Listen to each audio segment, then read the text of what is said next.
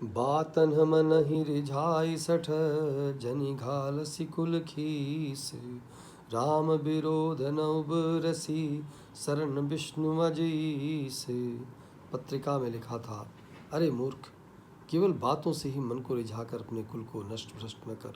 श्री राम जी से विरोध करके तू विष्णु, ब्रह्मा और महेश की शरण जाने पर भी नहीं बचेगा।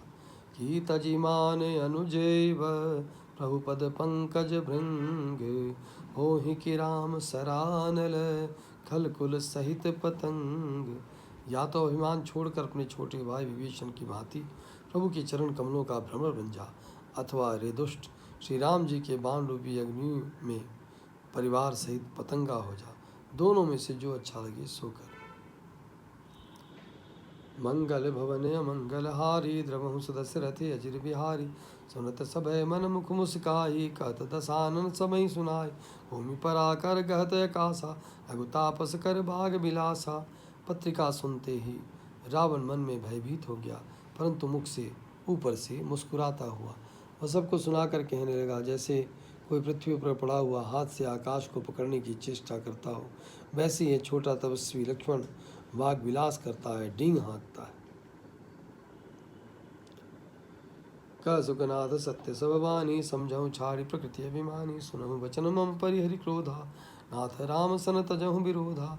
शुक दूत ने कहा, हे नाथ, अभिमानी स्वभाव को छोड़कर इस पत्र में लिखी सब बातों को सत्य समझिए।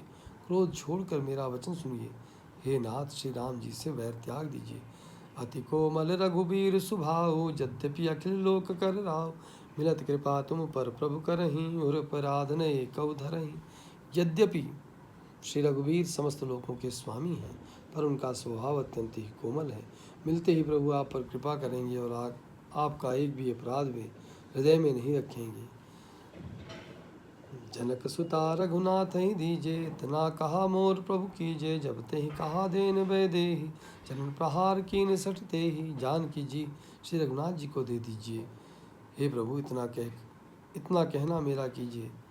जब उस दूत ने जानकी जी को देने के लिए कहा, तब दुष्ट रावण ने उसको लात मारी। नाई चरण सिरु चला सो तहाँ, कृपा सिंधु रघुनायक जहाँ। करी प्रणाम निज कथा सुनाई, राम कृपाया अपनी गति पाई।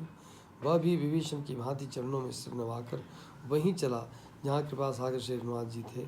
प्रणाम करके उसने अपनी कथा सुनाई और राम जी की कृपा से अपनी गति मुनि का स्वरूप पाई।